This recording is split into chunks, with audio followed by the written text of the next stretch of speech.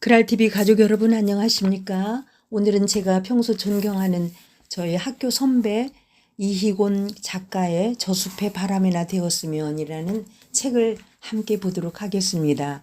이희곤 작가는 짧은 만남 긴 이별이라는 책을 비롯해서 가을에는 연인이 필요하다, 가을 사랑에 물들다, 아직도 이별 중, 헤어지는 연습을 하며 주로 가을과 관련된 그러한 수필집을 많이 지었고, 그리고 굉장히 좀 중후하고 좀 뭐랄까 깊이가 있는 굉장히 필력이 뛰어난 그런 선배님이에요. 제가 존경하는 선배님인데, 제가 고등학교 때 이 언니는 대학교 학생이어서 같은 하숙방에서 단팥빵이 그때 처음에 나왔을 때 그걸 이불 속에서 먹으면서 킥킥거리고 아주 한마음이 되었던 이런 언니, 아주 존경하는 언니의 글을 한 편 보려고 합니다.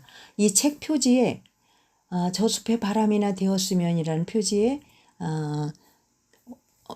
어필로그가 있어요. 에필로그가 한번 읽어볼게요.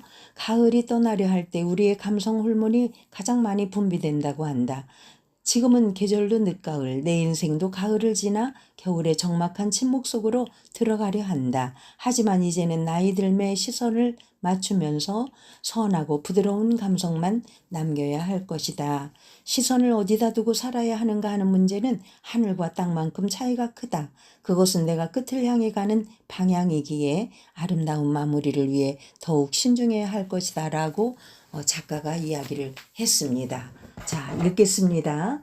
저숲의 바람이나 되었으면. 오래전에 읽었던 책을 다시 읽고 싶었다. 제목은 평범한데 그 안에 든 내용은 의외로 공감되는 부분이 많았다고 기억되는 책이다. 글쓴이의 감성이 나와 비슷했었는지도 모른다. 처음 읽는 책처럼 목차부터 차례차례 보았다. 목차만 보고도 생각나는 내용이 있고 기억이 잘 나지 않는 것도 있다. 나의 독서 습관은 처음부터이다. 목차만 훑어보고 글을 골라 읽거나 띄엄띄엄 제목에 이끌려 읽지 않는다. 여러분의 독서 습관은 어떻습니까? 저도 덤벙덤벙 대충대충 보는 그런 나쁜 습관이 있어서 고쳐야 되겠다는 생각이 드네요. 어쩌면 처음부터 차례차례 읽는 것이 글쓴이에 대한 예의라고 생각하고 있는지도 모른다. 책을 편집할 때 글의 순서를 늘어놓는 일도 작가는 고민이 필요하고, 그래서 목차의 순서에도 작가의 깊은 의도가 들어있으며 글 전체를 이해하는 데 도움이 된다는 것을 책을 써본 사람이기 때문에 이렇게 알고 있는 거죠.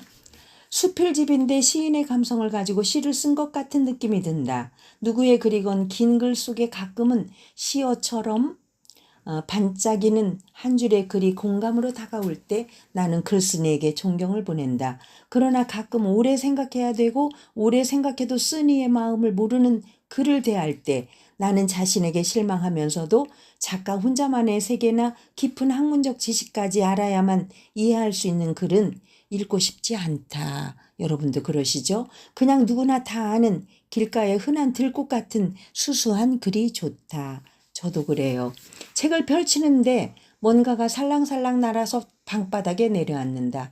언제 끼워두었는지조차 모르는 마른 꽃잎이었다. 이 꽃잎을 주운 때도 주운 곳도 전혀 기억이 나지 않지만 나에게 그런 소녀적인 마음이 있었음을 생각하며 그 아름다웠던 감성만은 칭찬해주고 싶다. 연갈색으로 변한 그 얇은 두께로 보나 모양으로 보나 나뭇잎이 아니고 꽃잎이다. 금방 부서질 것 같은 만지기조차 안쓰러운 마른 꽃잎.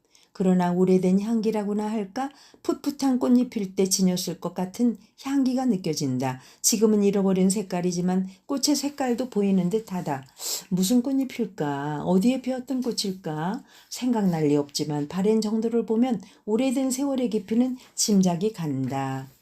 내가 가진 많은 책 중에 이 책의 책 갈피에 꽂아놓을 때는 그만한 이유가 있었을 텐데 아마도 이 책을 다시 읽을 때 만날이라는 생각으로 끼워두었던 것 같다. 어쩌면 처음 읽을 때 책의 내용이 마음에 들어서 다시 한번 읽어야겠다고 생각했었는지도 모른다. 아니면 꽃잎을 꽂아 놓을 책을 찾다가 유난히 자연의 찬미가 많은 이 책을 선택하였던지.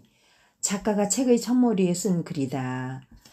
산책이란 천천히 걷는 것이다. 힘이 들어서가 아니라 볼거리가 많아서, 그리고 소중한 순간을 더 지속하고 싶어서, 심신이 사색을 통한 즐거움을 마음껏 누리도록 배려하기 위해서다. 어느 때는 한 걸음 한 걸음이 깊은 울림을 주는 시처럼 감동적일 때가 있다. 걷는다는 것은 반드시 어떤 미래를 지향하는 것이 아니므로 길을 나설 준비가 되었다면 자신을 모두 비운 후에 새 것을 조금씩 음미하며 담는 것이 중요하다. 산책은 등산화가 아니어도 상관없다. 가벼운 운동화 차림으로 바람, 나무, 풀잎과 더불어 함께 계절을 느끼고자 함이니. 중략. 나는 산책의 기쁨을 빼고 생을 말할 수 없을 것 같다. 산책이라는 제목을 다룬 이 책의 작가는 이미 수십 년 전에 천천히 걷는 느림을 말하고 있으며, 그가 오래전에 말했던 천천히 걷는 산책의 찬미는 스피드를 부르짖는 이 시대에도 빛을 발하고 있다. 뛰면서 생각하자. 어찌 인생이 뛰고 달리는 것만으로 될까? 때로는 멈추고 뒤돌아보고 뒷걸음질도 쳐보고 한 발짝 뒤로 물러섰다가 다시 앞으로 오는 멍청함과 허술함도 가끔은 필요하지 않은가? 이 책을 읽다 보니 여행 중에 쓴 글이 많다. 작가의 자연을 바라보는 섬세한 눈과 세련된 표현이 여행을 걸으면서 하는 독서이고, 독서는 앉아서 하는 여행이다 라는 말이 실감나게 다가온다. 여러분, 맞는 말이죠. 여행은 걸으면서 하는 독서, 독서는 앉아서 하는 여행. 봄이 오는 강가에서 강물에 반짝이는 윤수를 놓치지 않고 바라보며, 산 벚꽃이 피는 숲에서는 꽃들의 웃음소리를 들으며 함께 웃고, 여름에는 바다가 가까운 소나무 아래에서 파도 소리를 듣고, 가을엔 낙엽의 울음소리도 듣는가 하면, 겨울에는 설원의 한가운데서 눈을 이고 있는 고사목과 함께 설국의 주인공이 되기도 한다. 자연에 깊이 안길 수 있는 그의 여행 코스에 반하고 자연의 소리를 꾸밈없이 전달하는 그의 글솜씨가 부럽다. 대개 수필은 자신을 대상으로 하며 외로운 독백이라고 한다. 그래서 자조문학, 고백문학이라고도 하는데, 이분은 혼자 말하고 있지만 독자를 자기 편으로 끌어들이는 매력이 있다. 작가가 숲속을 걸으면 나도 숲속을 걷는 기분이 들고, 바닷가에서 지는 해를 바라보면 나도 노을을 바라보고 있는 느낌이 든다. 잠시 책을 덮고 눈을 감는다. 여행이라는 이름으로 여러 나라를 헤맸던 젊은 날이 떠오른다. 그러나 다른 사람이 쓴 책 한 권의 가치만큼도 되지 않는 여행을 했다는 생각이 든다. 빨리빨리 대충대충 여기에 왔었다는 점을 찍고 내 의지로 하는 일은 하나도 없이 이동에 이동을 거듭했던 여행. 무엇을 보고 무엇을 느끼고 남은 것은 무엇인지, 남은 것이 있다면 어떤 곳에 갔었다는 기록이 있을 뿐이다. 여행이라기보다는 낯선 곳에 대한 호기심 하나만을 가지고 떠났던 무모한 방황이었다. 다시 책을 펴며 생각한다. 우리는 과연 자연을 어디까지 표현할 수 있을까? 얼마나 가능한 것일까? 눈으로 본 것, 카메라로 찍은 것, 그러나 자연은 그것이 전부가 아닐 것이다. 그 누구도 자연의 내면까지는 바라볼 눈도 없을 뿐만 아니라 자연의 내면까지 찍을 카메라도 없다. 그냥 자연을 바라보며 내 삶의 이야기와 섞어 놓을 뿐이다. 그러나 이분의 여행 이야기는 여행을 흉내내고 돌아온 나에게 많은 것을 생각하게 한다. 자연과 완벽한 대화는 아니라 해도 자연 가까이 다가섰다는 느낌을 받는다. 내가 실제로 한 여행 경험보다 이분의 글을 읽고 느낀 것이 더 생생하다면 글의 힘은 경험을 넘어설 수도 있는 것이 아닌가. 여러분, 그렇죠? 책을 펼칠 때 팔랑팔랑 날아오르던 꽃잎은 소중히 책갈피에 다시 넣었다. 언제 다시 이 책을 또 읽게 된다면 오늘의 이 순간을 기억하게 되겠지.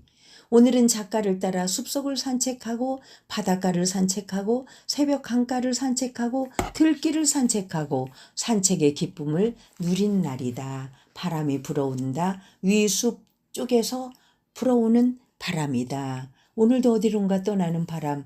아, 나도 저 숲의 바람이나 되었으면. 이렇게 아름답게 글을 썼네요.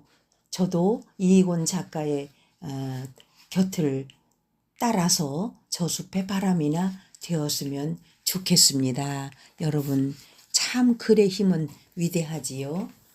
이희곤 작가의 저숲의 바람이나 되었으면 이었습니다. 감사합니다.